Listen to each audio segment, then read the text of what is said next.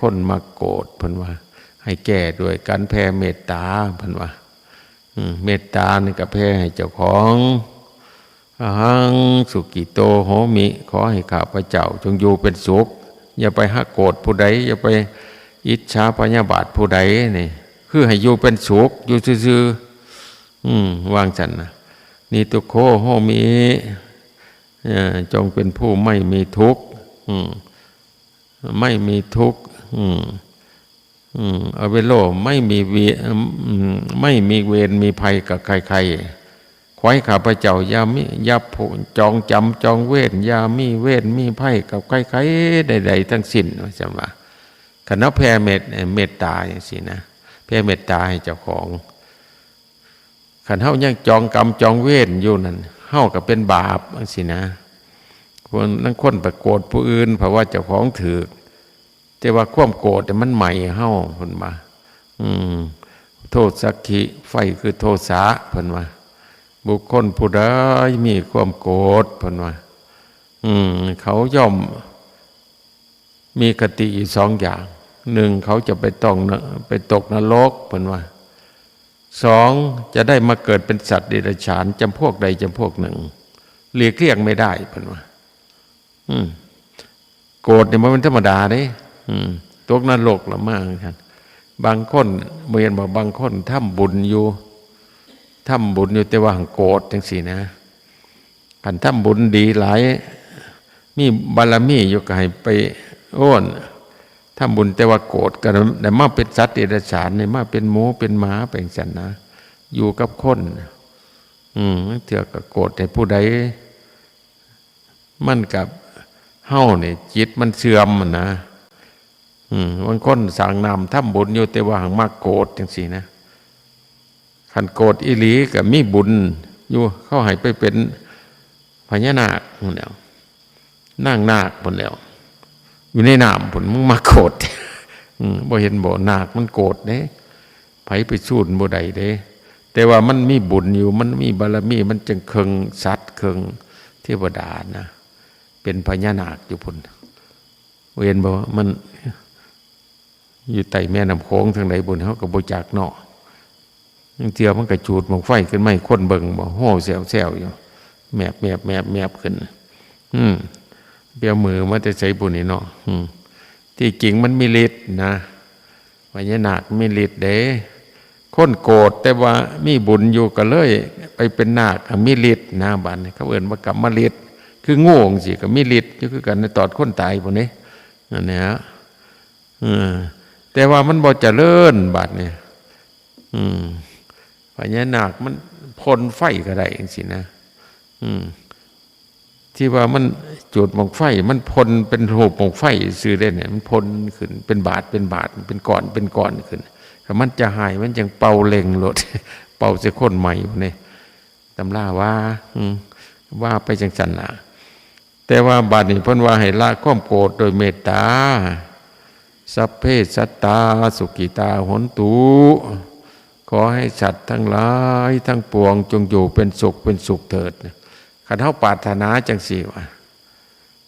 เฮาก็สิมีสุขเด้ไผก็ตามเขาสิเป็นคนยากคนจนคนหล่ำคนรวยทั้งหมู่สัตว์ทั้งหลายขอให้อยู่เป็นสุขเถิดคิดตัวนี้นะสัพเพสัตตาสุกิตาหนตุขอให้สัตว์ทั้งหลายทั้งปวงจงอยู่เป็นสุขเถิดถ้ามีทุกข์ขอให้พ้นจากทุกข์ถ้ามีเวรขอให้พ้นจากเวรขอให้สัตว์ทั้งหลายทั้งปวงจงมีสุขกายสุขใจเถิดแต่ว่าบางคนแผ่เมตตาสิเนี่ยกิเลสนี่หยบหมดหยบหมดบางคนก็ได้บรรลุอรหันต์หย่อนแผ่เมตตาเนี่ยก็มีบ่โกรธเลยบาดนี่บ่โกรธใจมีแต่เย็นเห็นไผก็ช่างปรารถนาอยู่เป็นสุขขันมีทุกข์ขอให้พ้นจากทุกข์บ่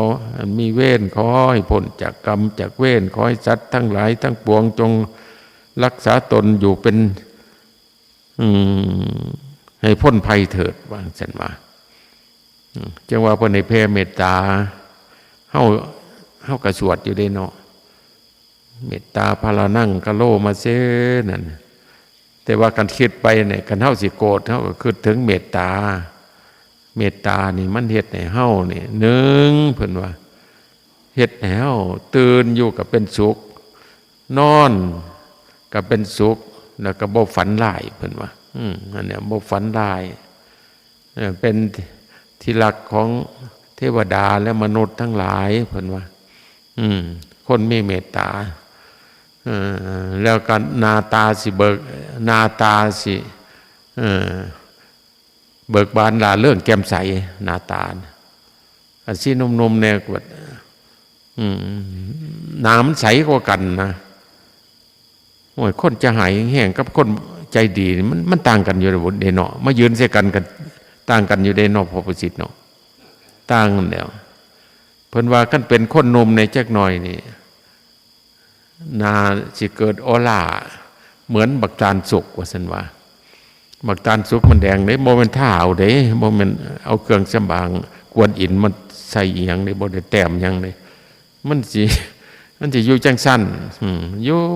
นั่งอยู่ก็ยิ้มเปื่อยๆเพราะว่ามันบ่คิดถึงศัตรูเลยเด้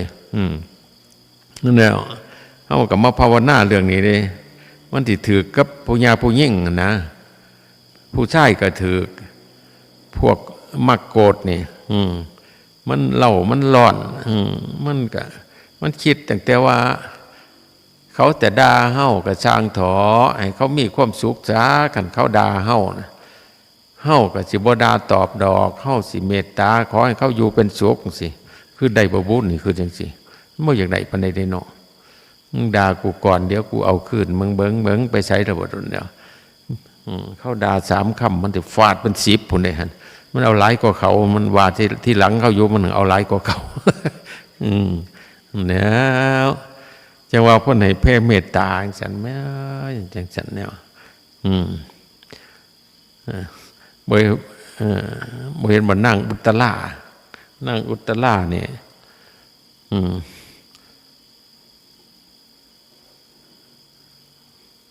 เล่าผัวถ้าเป็นเศรษฐีนะแต่ว่าเล่าน่ะมักสร้างน้ำทำบุญเศรษฐีไปแต่งเอาเหล้าเศรษฐีปัดบ่ให้ไปใส่เล่าเคยกินเคยท่านเคยเข้าวัดฟังธรรมจำศีลผัวบ่เหตุพอเราซื้อนายปุณณะแล้วก็เลยบอกพอโอ้ยเอาหนูมาไหวจังได้อยู่หอประสาทราชวังมันก็บ่ได้เฮ็ดอีหยังว่าซั่นว่ามีแต่เฝ้าแต่ผัวอยู่นี่ว่าซั่นว่า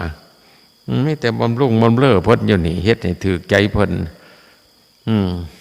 เอาหนูกลับเมื่อเจ้าว่าซั่นว่าเราว่าเราเป็นสาวเอาจังสี่ซะลูกว่านั้นเอาทรัพย์สมบัตินี่ไปเอาไปพันกหาปณะเด้อหรือจักพันบ่นี่เอาไปจ้างสาวงามๆให้ผัวเจ้าบำรุงบำเรอเจ้าสาวว่าซั่นว่าเจ้าก็อีก15 มื้อสิออกพรรษาให้เจ้าได้ให้ท่านรักษาศีลจะเดินภาวนาว่าซั่นว่าโอ้ยเราก็ไปเอานางศิริมาบ้านนั้นที่ว่านางงามประจำประเทศนั่นละไปอุปถากผัวข่อยแน่ว่าซั่นว่าเป็นเมียสัวข้าวว่าซั่นว่าให้ข่อยนี่ได้ทำบุญซะข่อยบ่ช่วงข่อยบ่มีความสุขน้ำของกว่านั้นอันน้ำกามปานไหนดอกว่าซั่นว่าเพิ่นนั่นหัวหย่ำๆโอ้ย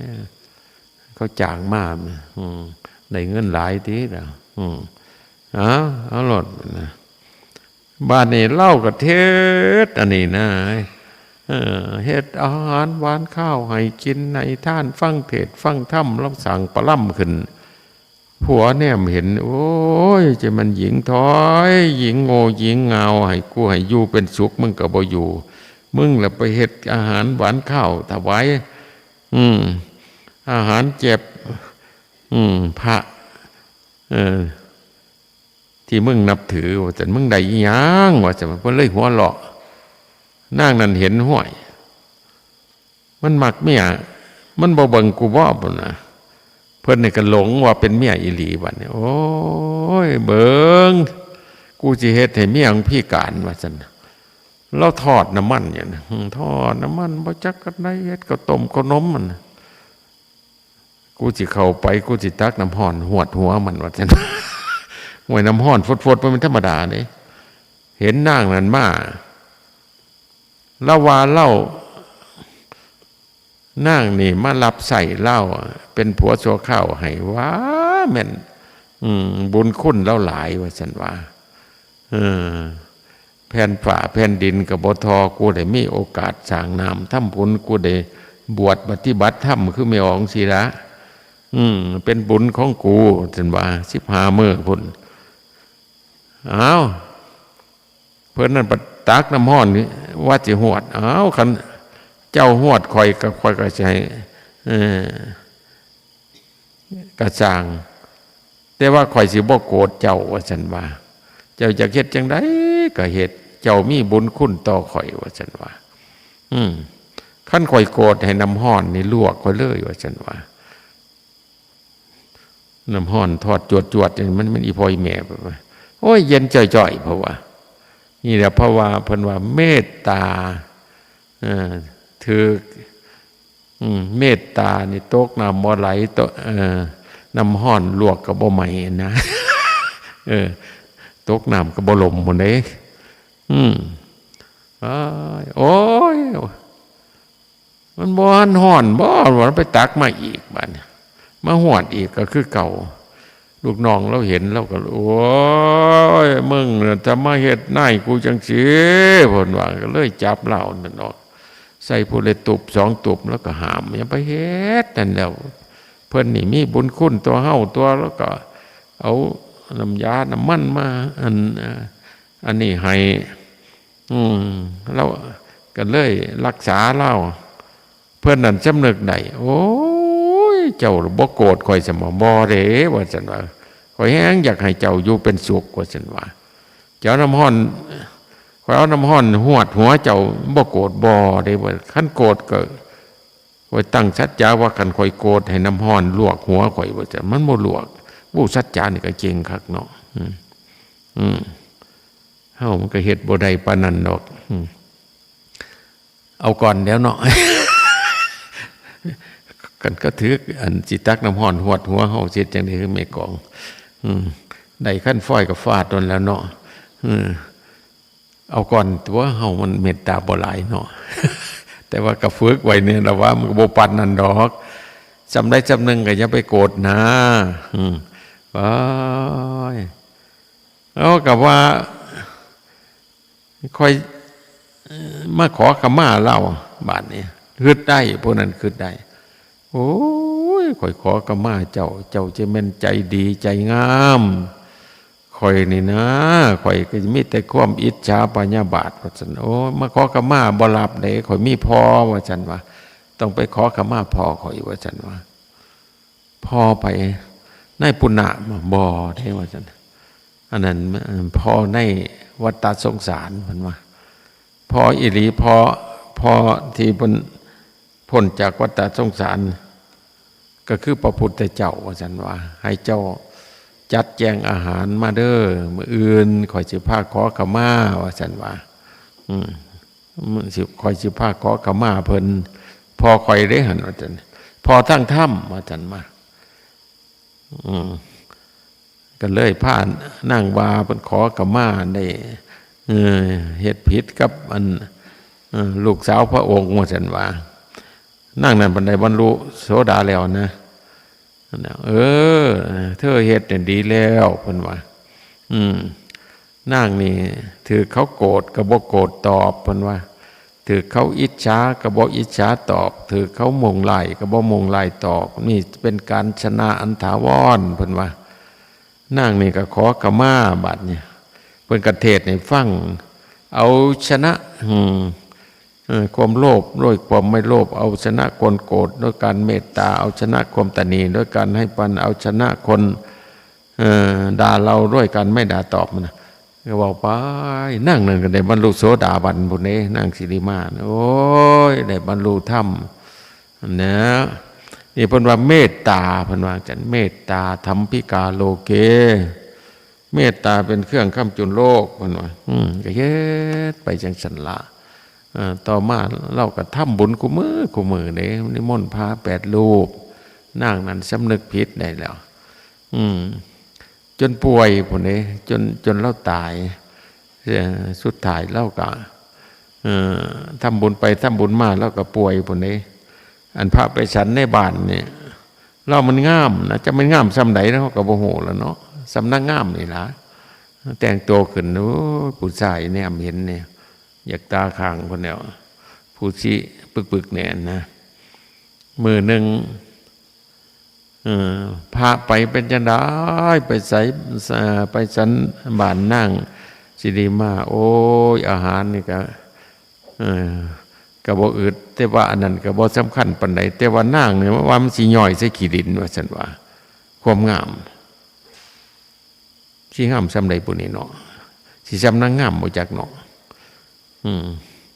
มื้อนั้นเราป่วยพระองค์หนึ่งจองคิวไว้เลยเขาจัดไปมื้อละ8 องค์8 องค์ท่านน่ะเด้อมื้อนั้นเด้อถึกเดี๋ยวว่าโอ้ยเรานอนบ่หลับสิไปสันบ้านเล่าก็สิคอยแม่นเมืองเล่านะงามปานไหนมันคือซาคักแต่ว่าติ โอ้คนธรรมดาเด้เนาะก็สิมักคักแต่บ่เนาะแนวพระเนาะพระบ่เคยเห็นสาวงามคือว่านะไปวันแล้วก็ไปแล้วก็แนมนางนั่นป่วยแล้วลูกมาบ่ได้แล้วให้ลูกน้องมานะให้ลูกน้องมาจัดการบัดหาป่วยแล้วก็จังมากราบทีหลังบ่ได้แต่งตัวอย่างไรแต่ปานนั่นก็งามมาแล้วพระองค์นั้นว่ากินข้าวบ่ได้เลยพระองค์นั้นมีแต่หน้านางสิริมามากลอยอยู่ในทางหน้าแนมลงบาดก็เห็นแต่หน้านางสิริมาพุ่นได้เด้เนี่ยจำถวยปนหมดนางนั้นหน้านางมันก็ไปตันอยู่ ที่ปานนั้นอยู่บ่เนาะโอ้มักก็มักอุบาทดึกความมักความหักนี่ก็รุนแรงก็บอกนิทานไปเนาะพระพุทธเจ้าก็เห็นอุปนิสัยพระองค์นั้นอีกเลย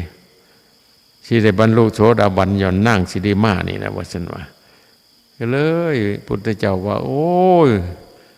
ศพของนางเอาไปถิ่มประสาปีเดียบย่าให้หมากัดย่าให้หมากินย่าให้อีหยั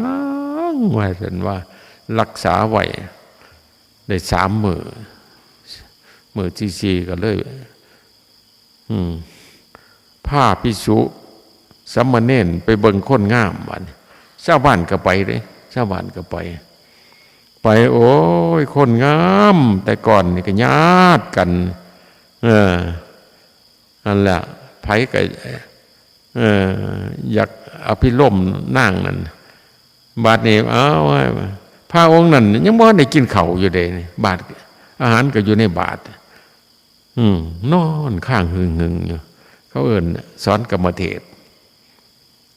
เฮาบ่ทันปานนั้นตัวเนาะแต่เข้าเป็นเบาปานนั้นอยู่บ่ปานใดเนาะพระพุทธนอนบ่หลับแม่มักเช้าก็นอนบ่หลับมาบ่ปานนั้นเนาะมันก็บ่งามนานเนาะ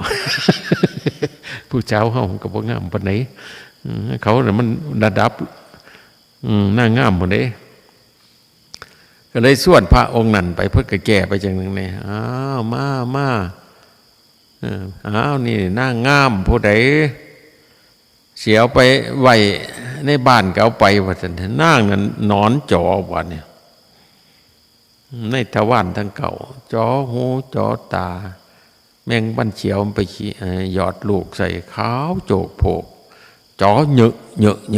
อะทั้งเหม็นทั้งไผไปเบิ่งเบ๋ปากเลยภิกษุองค์นั้นโอ้ยนี่บ่แนวกูมักว่าซั่นว่า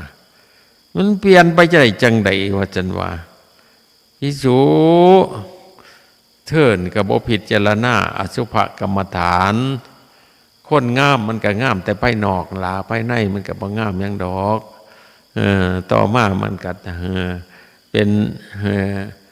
ถอดทิ้งในหลังในแผ่นดินนี่แหละว่าซั่นว่า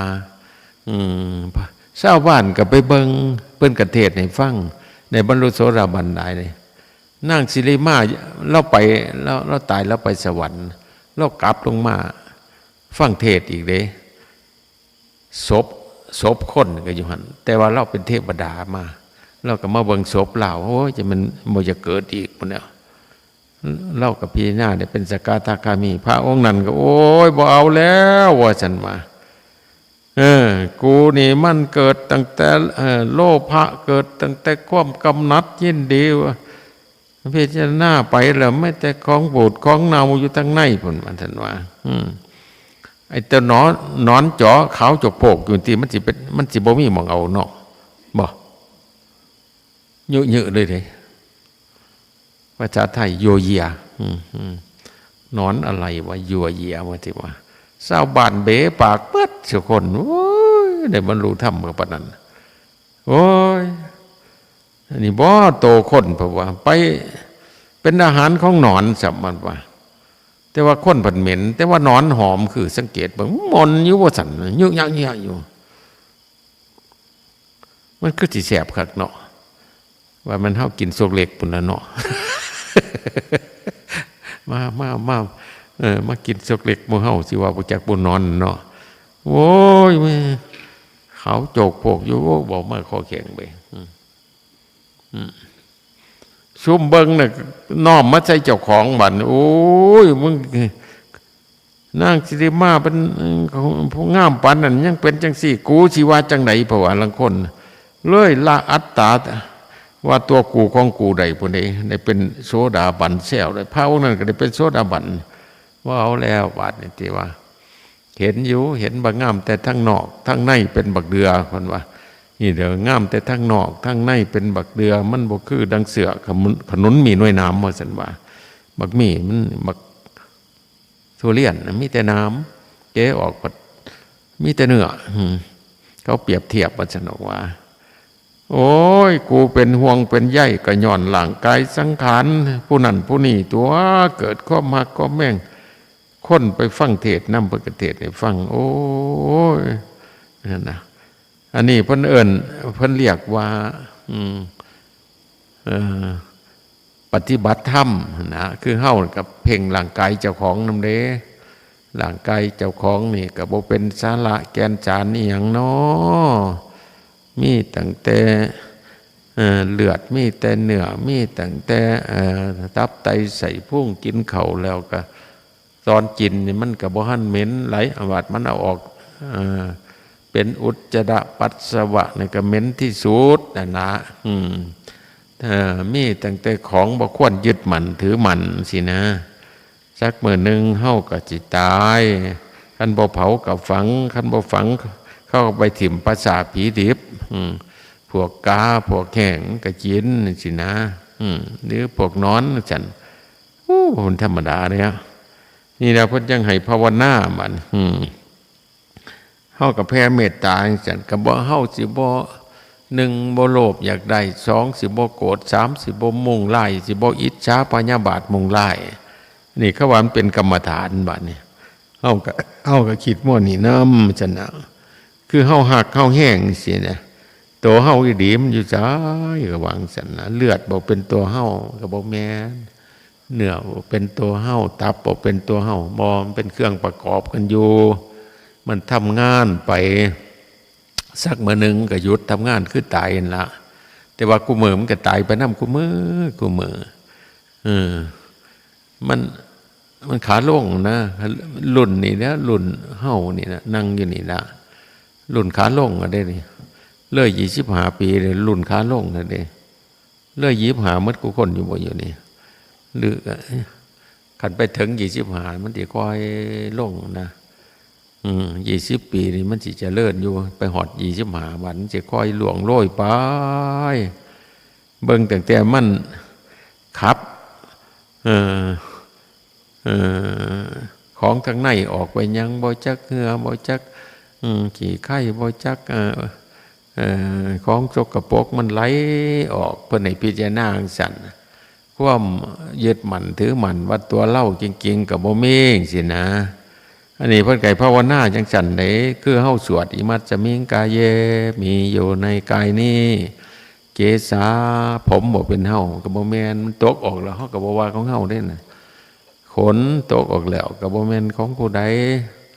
เออก็บ่มีไผเก็บผมเก็บขนไว้เนาะเล็บหมดนั่นฟันหมดนั่นหนังเนื้อสะเลดหมดนั่นอุจจาระปัสสาวะไหลออกก็บ่มีไผเสียดายเนาะ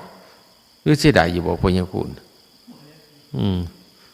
แห้งขี้เดียดจำตีของเจ้าของแท้ๆก็ยังอยากอายอยู่ได้เนาะ